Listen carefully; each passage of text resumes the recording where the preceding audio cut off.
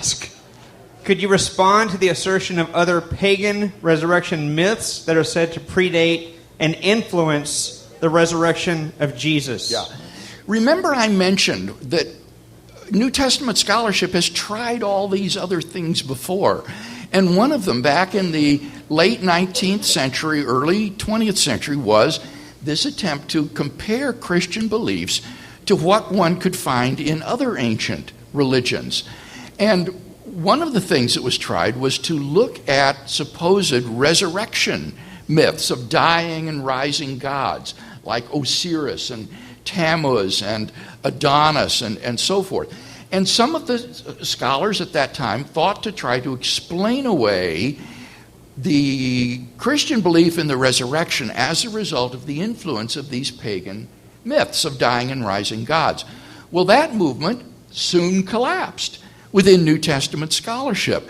And these internet people who are still pushing it are over 100 years out of touch with scholarship on this issue. Why did it collapse? For two reasons. Number one, the parallels turned out to be spurious. In fact, there are no parallels in ancient mythology of dying and rising deities. For example, Osiris, one of the most popular of these myths, doesn't really come back to life at all. He just continues to live in the nether realm of the dead, in the underground realm of the departed dead. He doesn't come back to life in this world.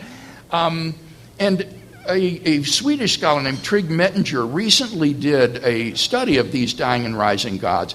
And he says that among scholars who still think that there might be dying and rising gods in the ancient world, these are regarded as dinosaurs in scholarship today. And he tries to salvage just a couple that look like they could be dying and rising gods, but even he admits they don't have any parallels to the resurrection of Jesus. The resurrection of Jesus is a Jewish idea that is without parallel in other ancient religions. The second reason that this movement collapsed was, in any case, there's no causal connection between these pagan myths and the first disciples of Jesus. I mentioned before that what has happened in New Testament scholarship in the latter half of the 20th century has been the eclipse of mythology as a relevant category for the historical Jesus and the rediscovery of the Jewishness of Jesus. And it was realized that it was simply the wrong interpretive background to try to understand Jesus of Nazareth and the Gospels against the backdrop of these Greco-Roman and other sorts of pagan myths of dying and rising deities. So that there just isn't a causal connection. Jews were aware of these pagan religions, and they found them abhorrent.